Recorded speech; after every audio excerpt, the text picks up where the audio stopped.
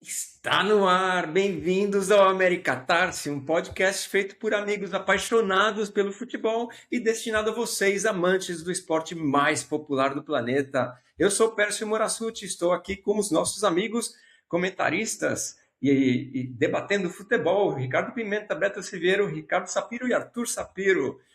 Queridos, começando por você, Pimenta, seu bom dia, boa tarde, boa noite, seu olá inicial. É Copa. Alguém precisa avisar o time do Brasil que é Copa, mas é Copa. Ok, Beto. Bom dia, pessoal. Idos aí de Roberto Avalone em Pércio Morassuti. E começamos a Copa do Mundo 2026 de maneira um pouco morna, né? Mas vamos lá, estamos tentando engrenar e ver se a Alemanha mexe um 7-0 hoje para dar uma animada. É isso aí. Beleza. Obrigado, Beto. Ricardo Sapiro, você, querido. Bom dia, tarde, noite. Olha, não tem jeito, né? O que fica muito na cabeça é essa estreia do Brasil, na minha memória futebolística, a pior estreia do Brasil em Copas do Mundo desde sempre. É isso aí. Vai dar o tom do podcast hoje, é isso mesmo. Arthur, como é que tá, querido? Bom dia, boa tarde, boa noite também para todo mundo aí. Eu acho que naturalmente você liga a Copa do Mundo à estreia do Brasil ontem, que foi o jogo mais recente que eu imagino que todos tenham acompanhado, mas é uma Copa do Mundo que começa com diferentes capítulos surpreendentes, estreias bonitas, momentos inusitados, e hoje vamos falar tudo sobre esses primeiros 3 dias aí da Copa do Mundo. Perfeito, maravilha. Ok, a gente começa o programa de hoje falando sobre o jogo do Brasil ontem, a estreia contra o Marrocos. É um jogo que eu acho que concordo com o Ricardo. Não me lembro de ter visto uma estreia tão atrapalhada do Brasil, principalmente no começo do jogo. Parecia um time que nunca tinha jogado junto e ficou com medo do Marrocos. Vou abrir para vocês e depois eu faço um pouco meus comentários. Como você foi no estádio, você estava lá, você sentiu, você viu e conta para você como foi, conta para a gente como foi isso aí. Primeiro, pedir desculpa para todo mundo, porque eu estava já doente ontem e ir pro estádio, passar o dia inteiro fora de casa não ajudou nada, né? Então, assim, tô com uma voz meio profunda hoje, né? Eu tenho, assim, em relação ao jogo, se você quiser depois eu falo como é que foi a experiência, como é que tá a história do clima, da Copa e tudo mais aqui, mas isso vamos deixar mais pra frente pra falar do jogo, né? Quando você tá no estádio, a experiência de ver o seu jogo no estádio ou na TV é muito diferente, né? No estádio, cara, você só passa muita raiva do time do Brasil, especialmente dos erros técnicos, né? Muito erro quando tem erro de passe, o erro de marcação, quando o volume de jogo do outro time é claramente superior ao volume de jogo do Brasil, você passa raiva porque o torcedor do outro time está do seu lado, fazendo uma festa. Os marroquinos estavam felizes, muito, muito felizes, o tempo todo, porque o Marrocos estava jogando melhor que o Brasil. E aí o Brasil foi equilibrando o jogo, especialmente depois da primeira pausa de hidratação, porque começou muito mal o Brasil, né?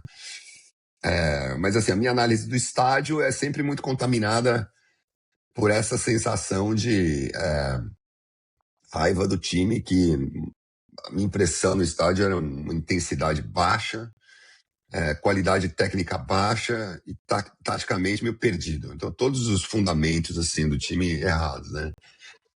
Depois eu vi o jogo de novo em velocidade aumentada, né? Porque ver o jogo de novo em velocidade normal ia ser uma penúria muito grande. E realmente, assim, confirmou assim, as razões da minha raiva, mas deu um pouco mais de cor, né? Ao que foi tão mal, porque foi muito ruim mesmo, né?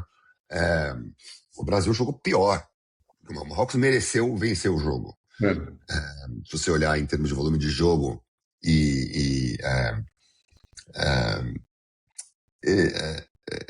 tem uma estatística que eu vi hoje que num outro vídeo de outra pessoa que falava da quantidade de duelos ganhos. O Brasil não ganhava a segunda bola, uma intensidade baixa. E também erros técnicos, né? O Igor Thiago, que tá lá só para fazer gol de dentro da área, erra uma cabeçada que eu fazia. Betinho, eu fazia aquele gol. Fazia. Né? Aliás, essa era a minha. Olho aberto, queixo no peito, eu fazia aquele gol, pelo amor de Deus. E é aquela cabeçada. O Ibanez teve um jogo, tomou um baile. assim, parecia... Sabe o que ele parecia? Ele parecia um zagueiro improvisado na lateral. Sabe por quê? Porque ele é. Ele é um zagueiro improvisado. O ponta direito comeu o Ibanez porque... O ponta esquerda comeu o Ibanez porque o Ibanez se posicionou mal, passou mal, inseguro, nervoso. Terrível. Tomou amarelo e reclamou do amarelo ainda. Estava sempre atrasado, deu salto em hora errada. Se você olhar o lance do gol, começa num passe meio quadrado dele pro Paquetá. Aí vamos chegar em Lucas Paquetá, né? Muito fraco tecnicamente, não pode. Assim, do campo, eu já tenho assim, eu torço muito por esse rapaz, torço muito por ele. Mas assim, lá de cima, eu ficava olhando, cadê o Paquetá? Porque o Paquetá tinha erros técnicos tão bizonhos, ele entrega bolas ridículas na defesa. E no lance do gol, a bola entregada pelo Paquetá, né? Mata mal, um passe quadrado do Ibanez, mas mata mal. E aí bota o Brasil numa situação imparável de contra-ataque, onde, como diz o Arthur, o Alisson chama gol, né? Saiu mal do gol, né, Arthur? Saiu mal. Como é que o goleiro sai do gol, sai da área? Saiu da área. Ele diminuiu a própria altura. Pra não chegar, né? Sair pra não chegar. Puta que pariu. Ô, Betinho, me diz uma coisa. Se você é um atacante, o que você quer? Se o Alisson tá dentro da área, você tem que cobrir ele e a mão dele, né? Na hora que ele saiu da área, você só tem que cobrir a cabeça dele. Ele deu um gol pro cara. E foi muito mal. Fez o gol ser mais fácil. Fez ser mais fácil. Deu uma decisão automática pro atacante. Na hora que ele saiu da área. Ficou muito fácil. Se ele tá dentro da área, o atacante ia ter que primeiro se aproximar mais. O atacante chutou de fora da meia-lua. Ia ganhar espaço. Os zagueiros iam chegar pra cobertura. Tinha chance. Podia ainda ser gol, né? Porque o cara tava numa puta posição. Mas o Alisson, pelo amor de Deus, foi muito mal nesse lance. Fez uma boa defesa no final, mas depois eu vi o lance lá do estádio e falei, Alisson, espetacular. Mas a defesa que ele fez no final, a bola ia pra fora, assim. Quase que ele deu o rebote, uma bola que ia pra fora. Depois eu fiquei pensando, mas quase que ele deu o gol pros caras de novo, né? Então eu fiquei muito mal impressionado com o Brasil. E o Marrocos eu também achei que fez um bom jogo. O Marrocos é um bom time que fez um bom jogo, entrou confiante, intenso. E o número 6 do Marrocos, cujo nome eu não me lembro, um menino de 18 anos, tremendo jogador. Puta que pariu, que o jogador, eu vou falar isso pela primeira vez nessa Copa. Eu não sou muito de falar disso, mas eu gostaria de ver esse rapaz na base do Corinthians. Né? Seria excelente reforço para a Copinha do ano que vem. Eu acho que ele, um menino de 18 anos está com mais confiança que o Paquetá. Então eu acho que teve assim um problema mental, psicológico, teve um problema técnico, converteu-se em um problema técnico. Eu acho que tinha um problema tático, o lado direito funcionando muito mal, que foi corrigido na primeira pausa de hidratação. O Brasil volta da pausa de hidratação, que agora é um tempo, né? Tem tempo no futebol agora. Pausa de hidratação, tem instrução do técnico. O Brasil voltou um pouco melhor, equilibrou um pouco mais o jogo. O Vinícius achou um gol espetacular. E fica muito pouco de positivo, né? De positivo ficou o Vinícius. Eu achei que ficou o Rafinha, a aproximação do Rafinha, quando o Rafinha se aproxima do Vinícius, a coisa funciona bem. Aconteceu 2 ou 3 vezes, o Brasil quase fez gol em todas elas. Mas fora isso, é difícil achar coisas positivas na estreia do Brasil, que vai ter que se encontrar durante a Copa. O Brasil não se encontrou ontem. É isso aí. Bom comentário, Paulo.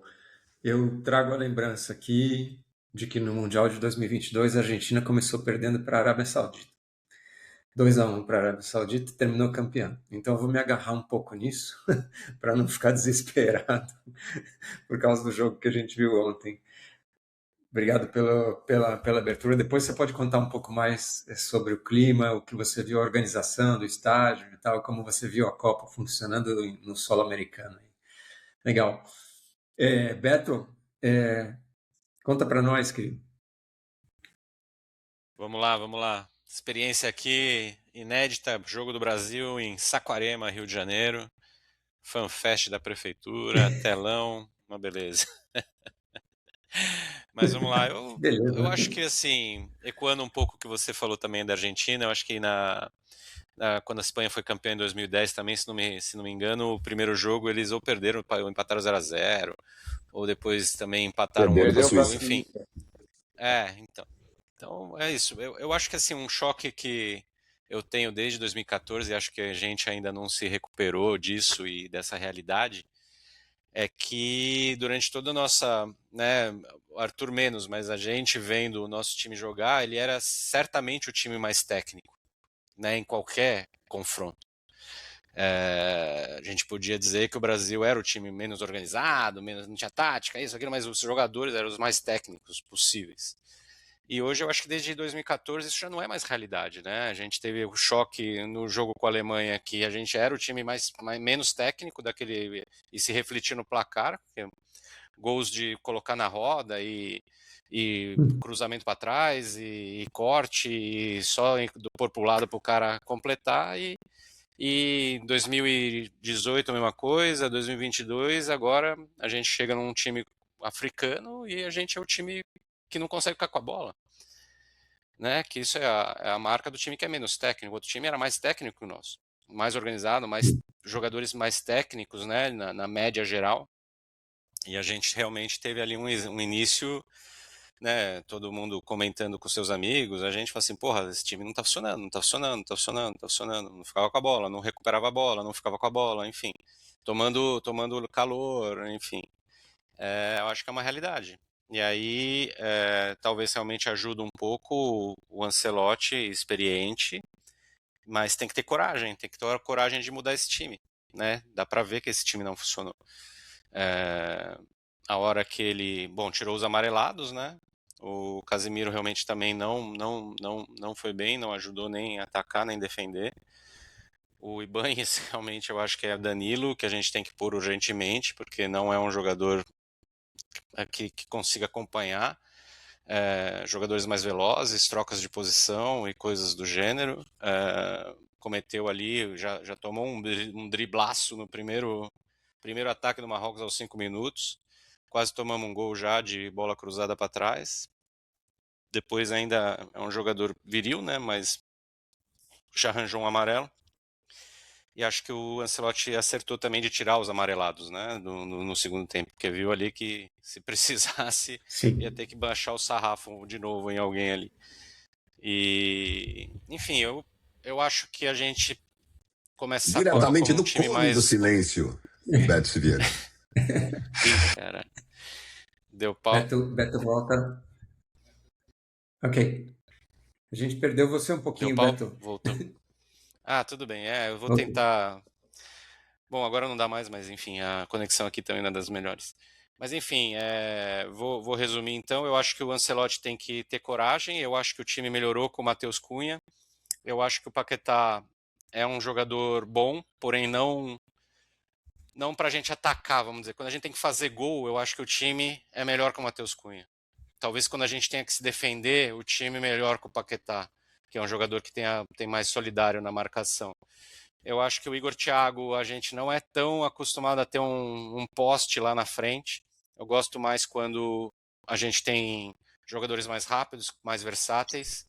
Porém, a experiência ali do Luiz Henrique, Rafinha e Vini não surtiu muito efeito, né? Não tivemos quase jogadas. Eu acho que o Luiz Henrique é um jogador que precisa jogar. Ele fez um bom passe, se não me engano, ali na direita para um cruzamento, para um chute a gol, que poderia ter sido um cruzamento. Eu acho que a gente poderia ter feito gol ali. Se o. Não lembro exatamente quem chutou. Acho que foi o próprio Rafinha que chutou de esquerda, né? Eu acho que se ele cruza reto, a gente tinha alguém ali na risca da pequena área para fazer o gol. Então, assim, esses três talvez seja a nossa solução para ter um ataque, mas precisam ver como é que eles se organizam, né? Porque um acaba pisando um pouco na posição do outro. Então, mas eu acho que o nosso time ofensivo melhor é quando a gente coloca realmente o Luiz Henrique e o Matheus Cunha, que foram exatamente as substituições que ele fez, tirando ali o Igor Thiago e o Paquetá. E tentar se segurar atrás, né, cara? Porque realmente o Bruno é um bom jogador, deu o passe para o Vini, né? Fazer o gol, é um passe que ele até surpreendeu a defesa. e o Vini conseguiu penetrar. Surpreendeu Um até o próprio chute Vini, que- né? O Vini tá vindo pra trás, ele sai correndo. É, foi um bom passe e ele proporcionou aquele gol porque aí o Vini, naquela distância, foi mortal ali naquele chute. Enfim, é muita coisa a melhorar, mas o bom é que não perdemos, não fomos derrotados e temos aí 2 jogos com equipes teoricamente menos gabaritadas para a gente se recuperar. Acho que é por aí. Acho que sim, Beto. Você trouxe um comentário que é da perspectiva histórica, né? Porque, no fundo, a realidade que a gente vê desde 2014, e talvez nessa sequência, o Ancelotti tenha assumido o grupo que tenha mais buracos mesmo, né? Menos, com mais falhas de qualidade, né? Eu fiquei muito preocupado vendo a atuação. O Ibanez não preciso nem mais falar nada mais, eu acho que ele não volta mais nessa Copa do Mundo, não para jogar de lateral, mas o próprio Alexandre pela esquerda, a gente não tem lateral. A gente não tem nem lateral direito, nem lateral esquerdo, ou seja, ninguém que tenha a capacidade de adicionar um pouco de valor. Então, eu acho que o Ancelotti herdou um grupo que ele vai ter que ter culhão para colocar gente mais jovem dentro de campo e mudar algumas peças que seriam intocáveis na É verdade. concepção dele. E o Mas eu Danilo, acho que vocês nem acharam que tudo entrou tá. bem? O Danilo, não? Danilo Eu achei que o Botafogo Danilo entrou entrou bem? bem. Entrou bem. Eu acho que. Ah, sim, o Danilo entrou bem, sim. Eu acho que sim. Mas no momento do jogo, ele e o Já muito próprio, tarde, né? próprio Luiz Henrique, muito tarde também. Se o Luiz Henrique tivesse entrado Uhum. mais cedo, acho que ele teria tido chance de criar mais. Eu vi ele bem. E Danilo deu passes bons ali, mas ele jogou pouco tempo. Então, sei, eu acho que fazendo mudanças, acho que dá para buscar alguma coisa. O tempo dirá até onde a gente vai nesse Mundial. Beleza, Beto. Ricardo Sapiro, conta para nós. Acho que o Pimenta já tocou um pouco no ponto. Tem uma junção de, né, 3 questões em que o Brasil foi muito mal, né? Eu acho que tática, técnica e emocionalmente, mas me chamou muita atenção, principalmente nos 30 primeiros minutos, Hum. essa falência emocional do time, né? Assim, o Pimenta no campo talvez tenha visto mais, a gente pela tela parecia um time amedrontado, apavorado, tenso, né? E não vamos desprezar o fato de que talvez 60, 70% daqueles jogadores já jogaram Copa do Mundo, né? Então não dá para entender aquele nível de terror, acho que você via quase no olhar dos jogadores, e aquilo, né, um ponto vai influenciando o outro, né? Você está inseguro, aí a tática não funciona, a técnica não funciona, aí vira essa tempestade perfeita. Até depois dos 30 minutos, principalmente depois do gol, parece que essa parte emocional foi se estabilizando, no segundo tempo pareceu um pouco melhor, mas não dá para entender esses 30 primeiros minutos de tanta instabilidade, né? Aí, do ponto de vista tático, eu acho que o Brasil ficou num limbo, né? A gente até falou no último programa, bom, a gente começa como 4-2-4, migra para 4-3-3, vamos comemorar que temos meio campo, e aí a gente conseguiu ter um 4-3-3 sem meio campo. É impressionante isso, né? Então, ninguém jogou bem, né? O Paquetá foi mal, mas o Casimiro foi muito mal também. E pior do que isso, os 3 juntos foram muito mal, né? Inclusive o gol, em boa parte, né? Tem o passe ruim do Ibanez lá, o mau domínio do Paquetá, mas também tem aquela cabeça de área assim mal preenchida, não tinha nem o Casimiro, nem o Bruno Guimarães cobrindo. Um vazio, né? Aí um vazio, quer dizer, o meio campo que não funcionou, a gente ficou num limbo tático, né? E aí eu acho que quando junta esse terror com o limbo tático, tem atuações técnicas tenebrosas mesmo, né? O próprio Casimiro, tenebroso, né? Graças a Deus ele tomou um cartão amarelo, se livrou do constrangimento de não ser substituído por questões técnicas, pelo menos oficialmente, né? O Paquetá Pimenta, você tem razão, o Paquetá foi muito mal, uma dificuldade Uma di... Uma di... Não acredito. Eu tenho razão. O Paquetá é grosso. Eu sei, eu tô te avisando faz 10 anos. Ele é horrível. Pode continuar. Vítima do tático e do emocional, mas foi muito mal tecnicamente. O Ibanez muito mal tecnicamente. O tal do Igor Thiago, eu acho que ele é um jogador irrecuperável mesmo, né? Acho que ele já mostrou algumas vezes que ele tem deficiência, ele não consegue dominar a bola, ele não tem senso de colocação. Além da um cabeçada, tanque, não né? sei se vocês viram, um tanque no segundo tempo. Lembra do tem El Tanque que jogou no Corinthians? É o El Tanque. O tanque. O Igor Thiago seria um bom reserva pro El Tanque. No segundo tempo tem um escanteio que alguém cabeceia no primeiro pau. O Igor Thiago não tem a menor antevisão de se antecipar. Estava sozinho para entrar ali. Marquinhos cabeceando no primeiro pau. Então, eu acho que é um jogador irrecuperável. O que fica de positivo? Né? Acho que, em primeiro lugar, pior não fica. Então, acho que vai melhorar. Segundo, não sei se vocês acompanharam a entrevista do Ancelotti. Tá puto! Elegantemente puto. Mas tá puto. Isso é bom, né? Eu acho que ele não tá em negação. A gente lembra, o Tite ficava em negação. Não. É verdade. Eu acho que ele não tá em negação. E eu acho que tem dois destaques individuais aí. Eu acho que é legal ver o Vini decidir um jogo, né? É legal. Se espera isso dele. Ele não foi uma grande atuação coletiva, no jogo como um todo, mas assumiu a responsabilidade, fez. E, como o Beto falou, aparentemente a entrada do Matheus Cunha dá uma esperança de ter aí um ponta de lança com uma capacidade, né, de chegar mais perto do gol, de se aproximar dos atacantes, de ter um pouquinho mais de ousadia técnica, né? Então é por aí. Tempestade perfeita nos 30 primeiros minutos, depois uma grande mediocridade, mas um pouco de esperança que a gente se recupera aí nas próximas, né? Afinal é o Haiti que está vindo por aí, né? Bem, Ricardo, falou com muita propriedade. Eu acho que eu senti muito algumas coisas que você comentou durante a partida, mas o medo que o Brasil demonstrou nos primeiros, até a pausa para hidratação, parece, em espanhol eles dizem acorronado, amedrontado, como disse você, né? Era isso, cara. Eles ficaram com medo, falaram, meu, puta que pariu, nós vamos tomar uma goleada do Marrocos na estreia e eu não sei mais jogar futebol. Aí começaram a errar passe na intermediária da defesa. Eu falei, meu Deus do céu.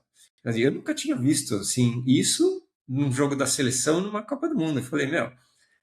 E a gente tinha feito um bolão aqui em casa, que quanto que ia ser o jogo, né? Então eu falei que ia ser 2-1. Então quando estava 1-0 para o Marrocos, o Thiago tinha falado 3-2 e a Ingrid tinha falado 3-1. Então, nossa, para a gente dar risada, a gente falou 1-0 Paraguai, tá todo mundo no páreo ainda, né? Então, foi bravo, foi muito bravo. Beleza, obrigado, Ricardo. Arthur, você estava aí cobrindo profissionalmente, o que você viu e o que seus companheiros também viram? Conta pra gente. Então, Pércio, aproveitando a expressão espanhola que você usou, acho que ontem foi um Brasil de pecho frio, né? Um Brasil que não jogou como a gente está acostumado a ver o Brasil em Copas do Mundo. Os problemas coletivos, acho que todo mundo já abordou, eu não vou repetir, mas me chamou a atenção a questão física do Brasil. O Brasil ele não conseguia chegar a tempo nos lances, então nunca tinha uma segunda bola. Os marroquinos eles iam carregando a bola pelo meio da forma que queria. O camisa 6 que o Pimenta falou, Boadi, teve uma bola que ele recebe quase que no meio de campo, que ele tem tempo para aplaudir o passe, olhar para trás, domina, gira e começa a carregar. Então acho que fisicamente o Brasil muito abaixo. O Brasil que eu acho que foi muito mal porque o meio de campo não funcionava, então os marroquinos atacavam com muita facilidade, atacavam o nosso campo de defesa com muita liberdade, e os mesmos acompanhavam, então a defesa ficava sobrecarregada, o Ibanha sendo toda hora colocado em lances de 1-1 ou 2-1, ele já não é lateral, ele começa a entrar nesses lances com os pontas velozes, infiltração, é a receita para o caos. E acho que me chamou a atenção muito erro individual. O Gabriel Magalhães, que foi um dos, se não o grande zagueiro da temporada europeia, no final do jogo, ele dá uma cabeçada meio pro meio, meio para trás, que assim, se tem um jogador do Marrocos ali um pouco mais esperto, ele rouba e faz o gol. E Paquetá, ele trotou, né, atrás do atacante lá no gol deles também. Também. Um pouquinho mais de mal no lance arranque do ali, gol. né? É que eu não Gol considero ele mesmo. o maior culpado do gol, mas dá pra dizer que foi mal. Foi um erro coletivo o gol. E eu ia dizer também, o Douglas Santos, o lateral, ele faz uma partida correta, mas também tem um lance bizonho que ele chuta a bola e a bola vai para trás. Acho que isso para um lateral de seleção brasileira numa Copa do Mundo é constrangedor. Um Brasil que parecia desconfortável no jogo. Eu acho que é fruto de uma falta de padrão de jogo, de um técnico que chegou muito em cima de uma Copa do Mundo e que não trabalhou para ter... Claro, ele poderia trabalhar para ter um repertório tático, para ter mais de um esquema, mas também ainda não trabalhou exatamente em um plano A. Mas olhando assim uma luz no final do túnel, eu acho que, assim como meu pai falou, vocês chegaram a comentar também mais cedo, o Matheus Cunha entrou bem, um cara que conseguiu segurar um pouco mais a bola. Era um Brasil que, principalmente no primeiro tempo e nos primeiros 30 ali, parecia que a bola queimava no pé. O Brasil tinha medo de ficar com a bola. Exato. E o Matheus Cunha conseguia segurar um pouco mais, protegia bem com o corpo, conseguia carregar um pouco mais para o ataque. O Fabinho entrou, trouxe uma calmaria a mais também para o meio de campo, muito melhor que o Casemiro, muito mais seguro. Um cara que se posiciona melhor também, sabia manter a bola quando era necessário, rodava bem. O Luiz Henrique me decepcionou um pouco com a entrada dele. O Danilo Santos, ele entra bem, mas entra, se não me engano, aos 35, 38 do segundo tempo, muito pouco tempo. E acho que individualmente foram atuações muito ruins. O Vini, claro, ele faz o gol, ele vai bem no lance, mas ainda assim, muitos erros de tomada de decisão em alguns momentos. O Rafinha, emocionalmente, mal também. Assim, o jogador errar faz parte, só que para mim o pior é o jogador se omitir.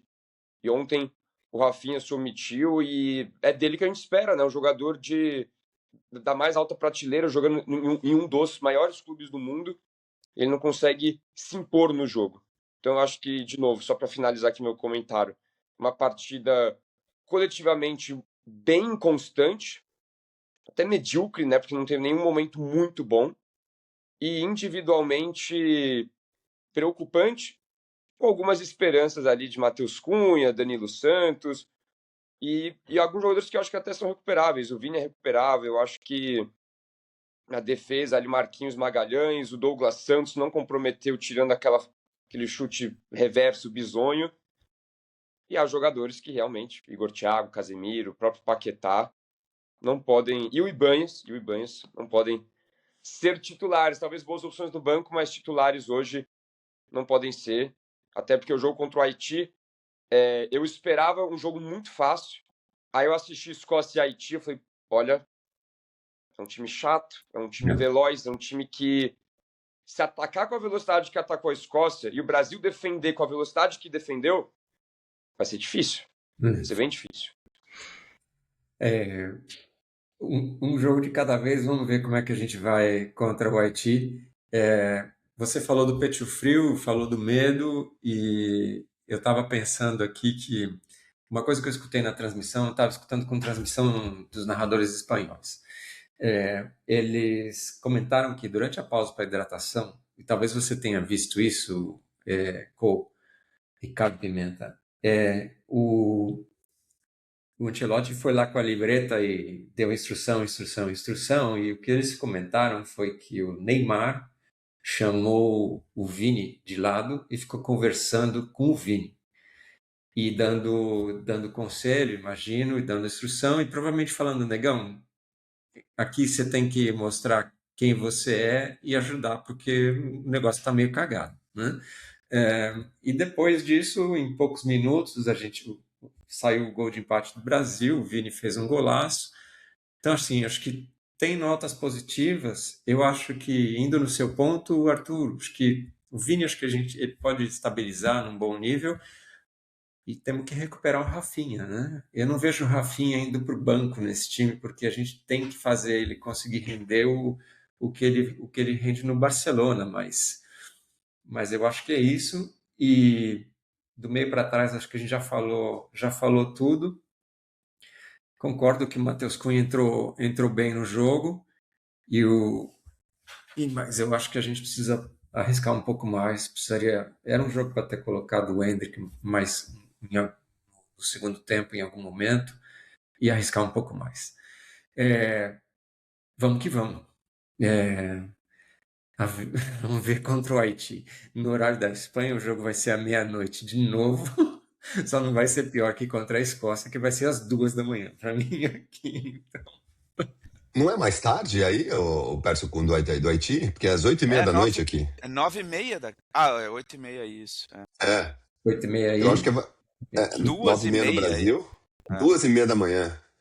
Bem-vindo à Copa do Mundo da Coreia pro Pércio Borossuti. Os horários são todos horríveis. E aí tem os times que estão jogando na costa oeste, estão jogando mais cedo. Então, sei lá. Vamos ver. Tem time demais nessa Copa do Mundo. Espero que o Brasil possa encontrar o seu lugar. Ok. Vamos então agora passar para o que seria a segunda parte do nosso podcast de hoje e comentar um pouco do que vocês viram dos demais jogos, da abertura da Copa do México, jogo dos Estados Unidos. Tem uma vitória surpresa da Austrália contra a Turquia. Tem várias coisas interessantes que aconteceram aí. Vamos mudar um pouquinho a ordem aqui. Vamos começar pelo Arthur. Graças a Deus, obrigado. Alguém que tem repertório. Ufa! Eu vou falar sobre 2 jogos que me chamaram a atenção e que eu acompanhei melhor também. Que foi. Insulto pessoal. Houve insulto senti pessoal. uma direta aí. Que Senti uma isso? direta aí. Eu não Não, ia falar nada. Foi Eu ia mais em tentar relação falar- ao pai e filho aqui. Ainda bem que começou pelo filho, vai. Bom, eu acho que foi uma abertura bem bonita no México, né? México e África do Sul. Acho que o Estádio Azteca tem toda uma mística de Copa do Mundo, uma festa bonita. Mas falando sobre o jogo em si, foi um México muito melhor que a África do Sul. A África do Sul, parecido com o Brasil, com muitos erros individuais, mas erros numa parte do campo que te punem, né? Que, como usam hoje no futebol, no campo de defesa, no primeiro terço ali do campo, a África do Sul errando muito na saída de bola, e é daí que surge o primeiro gol do México, uma marcação-pressão muito forte que funcionou várias vezes ao longo do jogo, e o México muito superior ofensivamente. Teve até um momento bonito que o Raul Jiménez ele marca o segundo gol do México, e ele faz uma homenagem para o pai que tinha falecido, e ele tem uma história bonita porque ele tem uma lesão bem grave na Inglaterra, se eu não me engano, uns 5, 6 anos atrás, acho que perto ali da época da pandemia. É uma lesão que, se eu não me engano, quase tira a visão dele, uma lesão bem séria. Ele volta, faz um gol no seu país, homenageia o pai, então, momento bem bonito na estreia. Engraçado também o Wilton Pereira Sampaio se arriscando no inglês, eu não sei se vocês chegaram a ver aí no Que exterior. vergonha alheia, pelo amor de Deus. Eu tava vendo o jogo na redação. Ele começa bem. Aí ele começa a dar aquela travada, ele começa a fazer assim, na hora todo mundo começa a gargalhar. A expressão dos jogadores em volta dele, tentando entender o que ele tá falando. Biden no debate, uma coisa horrorosa, assim. We have Medicare. Realmente. Mas assim, um México que conseguiu se impor no jogo, foi muito superior e uma abertura bonita.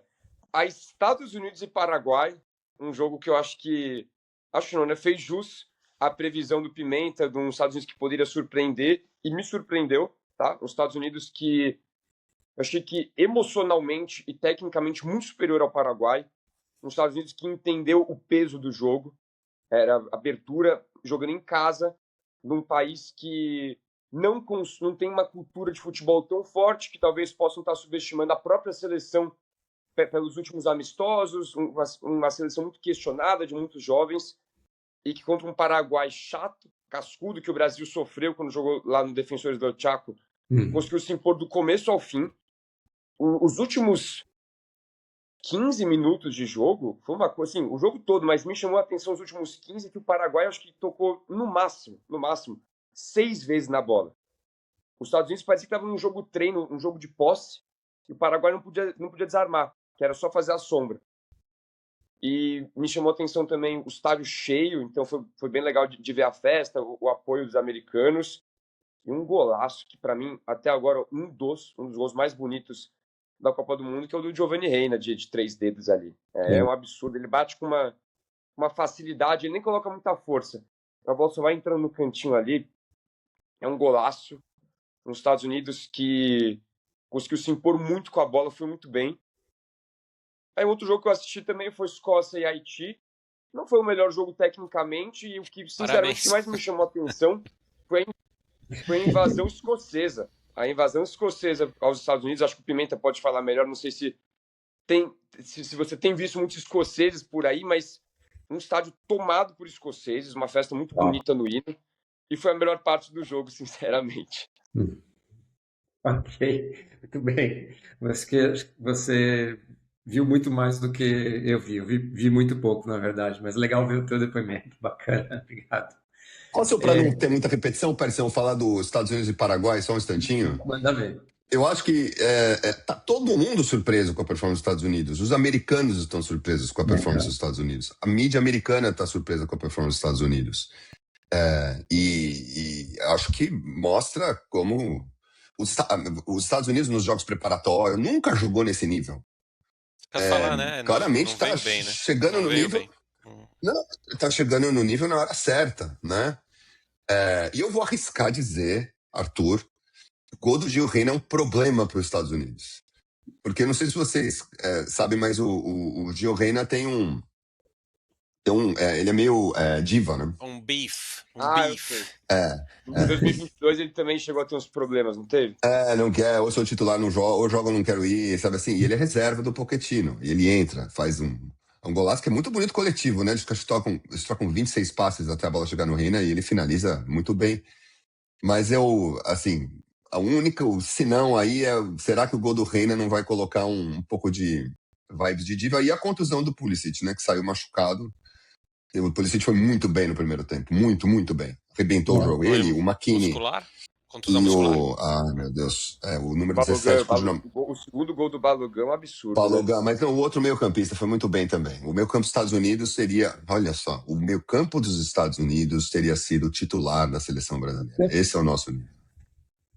É isso aí. Eu imagino a surpresa dos americanos, porque eles estão acostumados a ver o futebol horrível do Major League Soccer e, de repente, ver a seleção jogando bem numa Copa do Mundo, né? Então, realmente deve ser uma surpresa coletiva bastante grande, né? Legal. Cole, você quer continuar no que mais você viu aí? Bom, cara, eu queria falar de alguns destaques que eu vi. Eu já falei dos Estados Unidos. Um jogo que eu gostaria de comentar foi, eu achei a heróica vitória da Coreia. Achei muito bacana a virada da Coreia. Achei que a Coreia jogou bem. E contra um time europeu da República Tcheca, né? Tchequia. Limitado. Achei o time da Bósnia também quando jogou contra o Canadá. Limitado.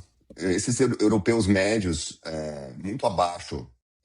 Se fosse a Tchequia contra o Marrocos,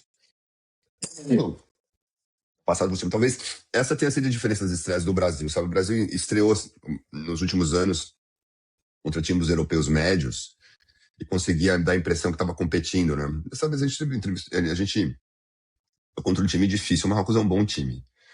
Então, talvez bote um pouco de tempero também no nosso julgamento sobre a seleção brasileira. E a outra coisa que eu queria falar é como um pouco do clima da Copa, né? 3 observações aqui, né? A primeira é que ontem, aqui onde eu moro num subúrbio de Nova York. No subúrbio não tem nada, né, gente? No subúrbio só tem esquilo, árvore e SUV, né? E a casa do povo. Mas, olha só, aqui na cidade colocaram um telão, né? Olha que bacana, para ver as finais da NBA, porque afinal os Knicks são campeões mundiais de basquete. né? Mundiais, calma, né? Campeões mundiais, World Champions, né? NBA é Pô, World mas Champions, como é né? que é mundial se só enfrenta jogador time dos Estados No- Unidos? Eu vi na televisão, deve ser verdade. Campeões mundiais de basquete, né? Mixing Five. Então, agora, a pergunta é se eu mandei o telão, porque eles estavam mostrando Copa do Mundo também no telão, mas eu acho que vão tirar o telão. Acabou o contrato. Acabou o contrato, não, e assim, a demanda é pelo Knicks, né? Então agora acho que a Nova York tá meio. Nova York é um pouco diferente. Você vai pra cidade, tem clima de Copa na cidade de Nova York. Tem muito estrangeiro, tem muito torcedor, o pessoal que vem pro jogo. É uma cidade multicultural, né? Realmente, em Nova York tem mais climão de Copa, assim. E é bacana. Em relação à experiência no estádio, cara, foi a minha primeira vez no estádio Copa do Mundo. Eu imagino que alguns de vocês, o Bertinho já foi em 80 mil, porque já foi 80 mil Copas do Mundo. Eu nunca tinha ido, cara. Pra mim foi super emocionante. Foi difícil chegar no estádio, né? Porque os estádios nos Estados Unidos são feitos para você chegar de carro e estacionar, né? Mas não pode aqui na FIFA, porque na Copa do Mundo o estacionamento é tomado por atividades e tal, zona. E não tem transporte coletivo eficiente para levar todo mundo. Então foi meio confuso para chegar. Demorou, mas cheguei, deu tudo certo. E uma vez lá, eu fiquei super emocionado, porque é tudo que eu tinha visto na televisão. Um monte de brasileiro, muito mais brasileiro que marroquino, mas sem hostilidade, todo mundo se abraçando. Sabe aquela coisa que você vê na reportagem da Globo, os caras pulando atrás do repórter, todo mundo junto. Era exatamente isso, eu não tô acreditando. É isso mesmo, ninguém tá se xingando, só uns brasileiros mal educados que mandavam o Marrocos, vai tomar no cu, mas os marroquinos não entendiam mesmo, né? Talvez eles estivessem mandando brasileiros tomarem no cu também, porque a gente não entendia o que eles falavam. Talvez essa seja parte da beleza. Achei o cerimonial super bonito. Achei a torcida. E minha última observação em relação ao estádio é que a torcida brasileira de estádio Copa do Mundo é uma vergonha, né? Uma vergonha. É um bando de turista e influencer. Não tem torcida. A gente tinha 60% de brasileiros, 40% de marroquinos. Vou de lambuja, mais ou menos. E não tinha isso, porque tinha muita gente neutra também. Mas vamos dizer, desses dois grupos, 60-40. Os marroquinos faziam muito mais barulho, porque a torcida brasileira, meu Deus do céu, juro por Deus, teve uma hora, estava cercado por brasileiros e marroquinos, e teve uma hora que, não sei o que, o pessoal foi fazer vídeo de alguma cobrança de falta, sabe? Porque o pessoal agora vê o jogo filmando, né? Não vê o jogo, filma o jogo. Dá vontade de falar, você sabe que esse filme vai estar na televisão depois, você não precisa filmar ele aqui, né? Ele vai estar lá depois, né? É a mesma coisa o cara que vai tirar o retrato da Mona Lisa no Louvre, né? Você pode ir na internet, já está lá, alguém já tirou um retrato melhor que o seu. Você não precisa tirar um retrato. Mas está lá o pessoal filmando, mas aí eu comecei a reparar que parte das pessoas sequer estavam filmando, estavam tirando foto delas mesmas. Sim. Estavam tirando fotos delas mesmas, olhando o jogo, filmando. Eu falei, não, isso aqui isso aqui não é um estádio de futebol. Isso aqui é uma coisa diferente, né? A hora que eu fiz paz com isso, passou essa raiva. Eu tava com raiva. Eu queria estar na Arena Neoquímica, entendeu? Eu queria estar no meio da Gaviões, entendeu? Mas não tinha caldeirão nenhum. E se depender da torcida brasileira, a torcida brasileira no estádio, para fazer justiça, eu estava do lado, sabe que tem duas partes que são separadas para os ingressos dos torcedores das federações, né? Eu estava do lado do estádio, do lado da Federação do Marrocos. Então eu estava mais perto da torcida do Marrocos. Talvez do outro lado do estádio, a torcida mais fanática brasileira tenha feito mais barulho. Eu não ouvi. Então talvez eu esteja errado, mas eu fico aqui na esperança de que eu estivesse na posição incorreta e que as influencers, da próxima vez, ao invés de ficar tendo foto de si mesmas, e os influencers tirando fotos de si mesmos, eles olhem o jogo e comemorem e celebrem a seleção brasileira, porque a seleção brasileira precisa dessa ajuda, viu? Porque, puta merda, com o Ibanez na lateral, toda ajuda é necessária. Tá certo. Beleza, bom depoimento. Peço desculpa rapidinho, até fazendo um contraponto de atmosfera, né? Claro que o México é país anfitrião e tal, não dá para comparar muito, né? Mas o Arthur comentou a atmosfera que a torcida escocesa colocou ontem no jogo, sim, cantando o hino forte, né, o estádio tomado com as cores, né, da Escócia, os próprios jogadores emocionados e tal. É impressionante como realmente o Brasil no campo e fora de campo se tornou quase um produto que você vê como um terceiro negócio, né? Parece que não tem pertencimento nem dentro de campo, nem fora de campo, né? Estados Unidos, obviamente, país anfitrião e tal, né? Também não dá muito para comparar, mas de alguma forma talvez essa infantilização do Brasil em campo, né? Esse amedrontamento possa ser um pouco reflexo de uma torcida que não tá junto, né? Aí um vai contaminando o outro. O máximo que tem de torcida brasileira é o movimento verde e amarelo, né? E eu acho que eles estão tentando melhorar, porque sofreram duras críticas em 2022, 2018, até fama de pé frio. E esse ano, eles chamaram o pessoal de organizadas. Então, chamaram membros da Mancha, membros da Gaviões, da Galocura, da Raça, de diferentes organizadas do Brasil, para tentar melhorar um pouco essa cultura de torcida, essa cultura de arquibancada. Resta ver se vai surtir algum efeito nos Estados Unidos. E acho que sobre a festa escocesa tem um detalhe também, que assim, a Escócia não disputa a Copa do Mundo, posso estar enganado, desde 82. 90. Então, assim, faz 90. muito tempo, uma geração inteira que não vê a 90 o Escócia Brasil jogando uma jogou Copa. contra a Escócia. Acho até que 90. 98. Mas 98, 98, é isso aí. 98. 98. Então, assim, tem uma festa maior também, porque fazia muito tempo que não iam para o Mundial, mas acho que é uma torcida brasileira que trata o Brasil assim, realmente como se fosse um produto. Então, eu paguei por isso, ou você faz o que eu quero, ou você ganha de 1.000-0, Boa ou perspectiva. eu não vou apoiar, entendeu? É óbvio que tem que cobrar a seleção, tem que cobrar, mas você tem que minimamente fazer a sua parte. Eu acho que... Tem que aparecer no meu filme bem, né?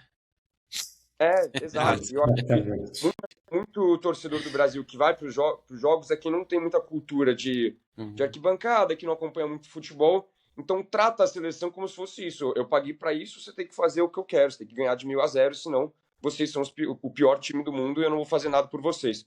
Outros já entendem um pouco melhor, mas é um problema que já tem há décadas, né? Numa Bem torcida colocada. tão ruim. Torcida de E boutique. não vai mudar nos Estados Unidos, né, Arthur? Não vai. Porque com o preço dos ingressos, o preço das Não coisas vai. aqui, o público brasileiro no estádio ontem era, a gargalhada. Tipo, o Marrocos atacava, as pessoas agarravam suas pérolas. Sabe assim? Tipo, meu Deus. Não vai mudar. Assim, é uma crítica barra desabafo, mas sabendo que ainda há um futuro um pouco sombrio nessa parte. Sem dúvida. Ô, Cole, uma pergunta rápida para você. Em termos de organização, estava funcionando bem? Impecável. Tá. Ok. Uma vez chegando lá, o trânsito terrível. Uma vez chegando lá, tudo certo. Outro glitch aqui e ali, mas nada demais. Legal. O estádio aqui é feito para funcionar bem. 15 dólares. $18 a breja, uma maravilha. Mas a fila para comprar cerveja ou essas coisas é igual a qualquer jogo lotado de futebol americano. Nada. Porque a infraestrutura do estádio é feita para acomodar absurda, 80 mil pessoas. Não tem. A americana é a melhor de estádio. Não tem. Ô, Pimenta, eu ia te perguntar também uma coisa. Você acha que o calor afetou de alguma forma a questão física do Brasil, ou até dos próprios marroquinos que foram diminuindo o ritmo ao longo do jogo? Tava um calor do caramba, né? Assim, eu falo assim, tava calor e eu tô reclamando aqui dos jogadores, mas eu tava na sombra, né, Arthur? É mais fácil, né? O jogo começou no sol, mas depois o campo foi pra sombra, né, durante o jogo. Foi, verdade. Então, eu acho que o calor... Eu já vi jogo... Eu com seu pai no ano passado, a gente viu jogos muito mais quentes no mesmo estádio, no qual os mesmos jogadores tiveram performances melhores. Sabe assim? Justo. Então, eu acho que E calor joga pros dois lados também, né? Nossa, eu acho que a diferença de intensidade do começo de jogo não tem desculpa, né? O Marrocos atropelando o Brasil meio que se resguardecendo, não tem muita desculpa, assim. Não dá pra botar no calor porque tá todo mundo zerado. Sim. Marrocos, me lembrei agora, começou o jogo com uma declaração, porque o pontapé inicial do Marrocos, eles mandaram a bola para a lateral da defesa do Brasil para vir sufocar o Brasil na cobrança do É lateral. um Eu nunca tinha padrão. visto É, isso antes. E eu falei, é, pô, esses tem caras. virado É, tem virado uma moda assim na Europa. O PSG do Luiz Henrique faz muito isso também. Direto, direto. Eu já vi o Arsenal do Arteta também, que é justamente isso, eles Sim. chutam para lateral para já começar pressionando o não time abafa. no ataque. Exato. Incrível. Ok, beleza. Obrigado. Ricardo Sapiro? Já coloquei um pouco aqui dos pontos, É, assim, talvez também não assisti todos os jogos com toda a calma possível. O que chamou um pouco mais a atenção, juntando Estados Unidos, o jogo dos Estados Unidos, do México, um pouco Escócia e Haiti. Eu não vi Suíça e Catar, e eu não vi o jogo do Canadá também. E né? Sim, e não tem jeito, a gente acaba comparando com o Brasil sempre, né? Eu acho que no mínimo essas seleções mesmo, essas seleções mais medíocres, estão tentando colocar é, a bola no gramado, sair tocando, tentando alguma jogada coletiva. Claro, alguns vão pior, outros vão melhor, mas você pega Estados Unidos, jogo coletivo, né? Sai jogando de trás, toque de bola, me chamou muita atenção. Pimenta certamente acompanha com mais calma. Eu acho a qualidade técnica dos Estados Unidos impressionante. O muito pessoal boa. domina a bola, sabe tocar. Os zagueiros, né, saem jogando com tranquilidade, fazem um pouco aquele jogo de, né, chama o adversário, conseguem sair e logo com um passe achar um espaço vazio. O próprio México fez isso, facilitado por uma África do Sul meio amadora, né? Então, eu não sei, vamos ver como é que a Copa se desenrola, mas parece que mesmo os times menos abençoados tecnicamente estão tentando colocar a bola no chão e sair tocando. Até o Haiti, claro, que Ontem. tecnicamente vem uma bola na canela, domina errado, mas é um pessoal que tenta colocar a bola no chão, sai jogando pelo meio, tem triangulação, tem aproximação. Isso deixa a atuação do Brasil, né, de perspectiva relativa ainda mais assustadora. Tá certo. Obrigado, Sapiro. Beto, você Vamos teve lá, chance de ver voltei alguma aqui coisa? depois. Vi É, sim, eu acho que se a gente tá P, 3 pontinhos com o Brasil, imagina o pessoal na Suíça, né? Que empatar com o Catar depois de 1-0 e massacrar no primeiro tempo. Não, tô brincando, mas é isso. Não sei, a Suíça é um time, né? Aquele Dark Horse um pouco. E foi muito mal. O Canadá, eu tinha até colocado no meu bolão vitória da Bósnia. Eles ainda conseguiram dar um empatezinho ali, porque o Canadá realmente acho que é um time ainda que não vai fazer muita diferença aí na Copa. É, falar mais da expectativa, né? Hoje joga a Alemanha, hoje joga a Holanda, vamos ver como é que eles estão também. São dois times aí fetiche, né, do campeonato. A gente vê como é que eles estão. Os Estados Unidos, qual que é o grupo deles? É Estados Unidos, Paraguai, Austrália a Austrália ganhando a Turquia, e, né? Essa foi uma a surpresa e Austrália, também. Eu a tinha Austrália apostado pegou na uma surpresa da Turquia. Copa. Então não sei, vamos ver aí. Era a Estados Unidos. zebra do Arthur, né, Zé Arthur? Você achou que o Turquia ia ser a zebra da Copa, né? A Não, revelação da Copa. ainda pode dar uma reviravolta, mas Imagina a é um catarse da resultado que Turquia. Os caras surpreende.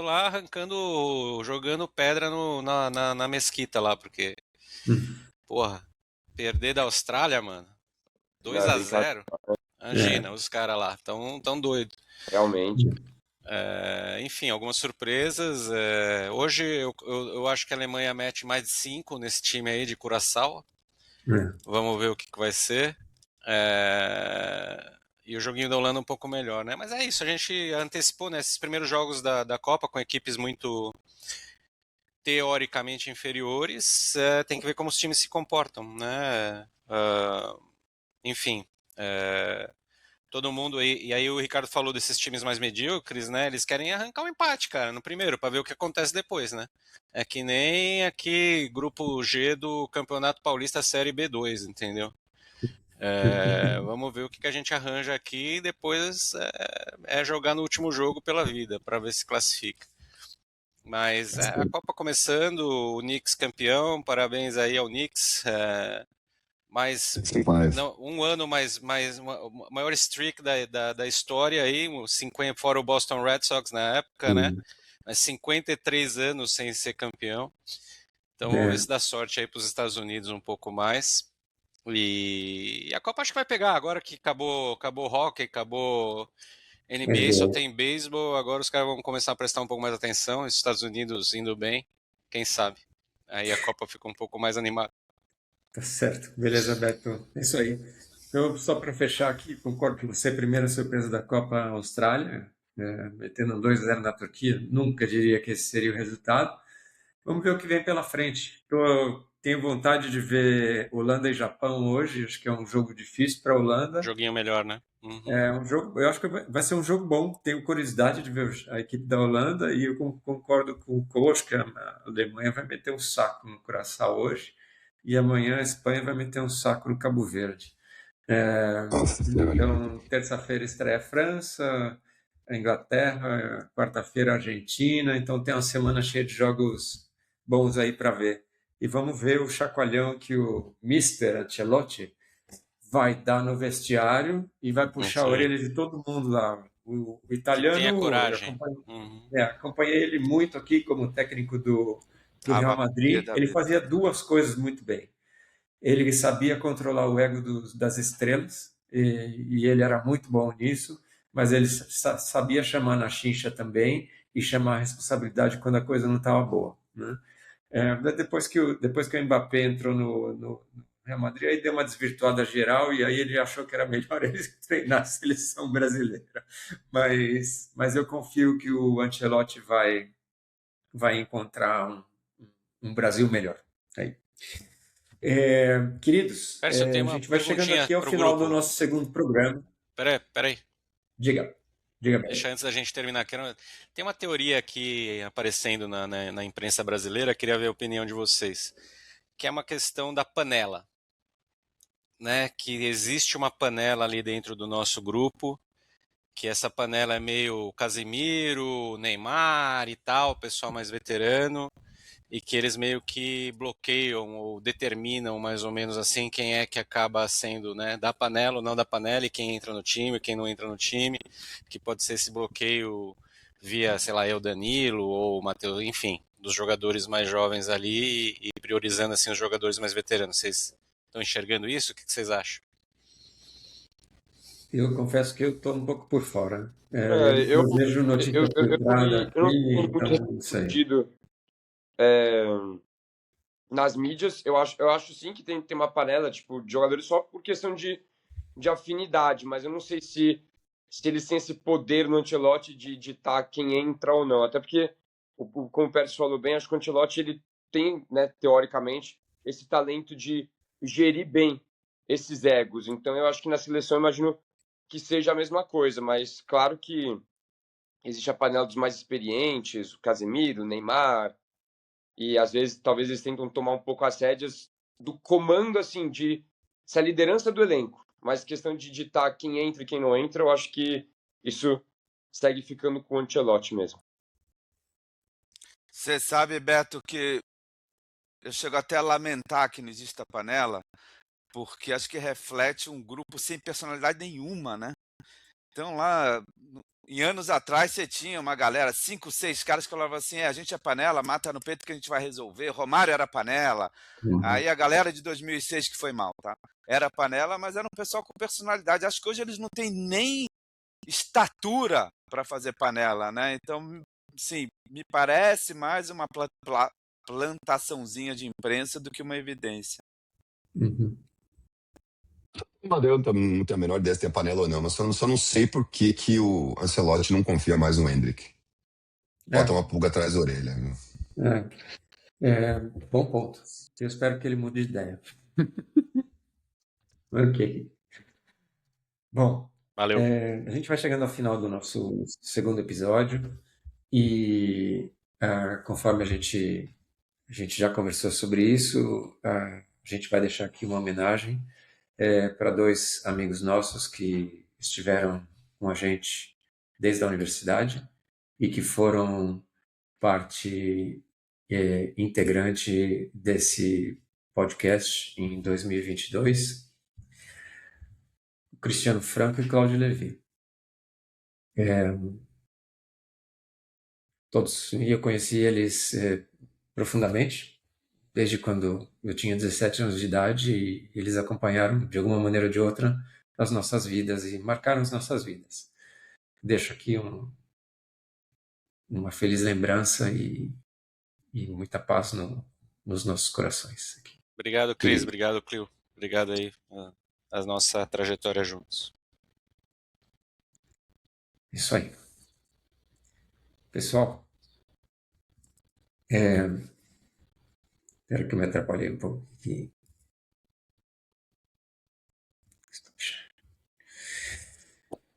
Ok. Vamos em frente. Domingo que vem, no mesmo horário, a gente volta. Oxalá com o Brasil tendo jogado melhor e oxalá tendo visto coisas interessantes ao longo da semana também. E vamos fazer a nossa parte aqui. Tá bom? Boa semana a todos. Obrigado. Tchau, obrigado. Bora, Brasil, acorda. Tchau, pessoal. Obrigado.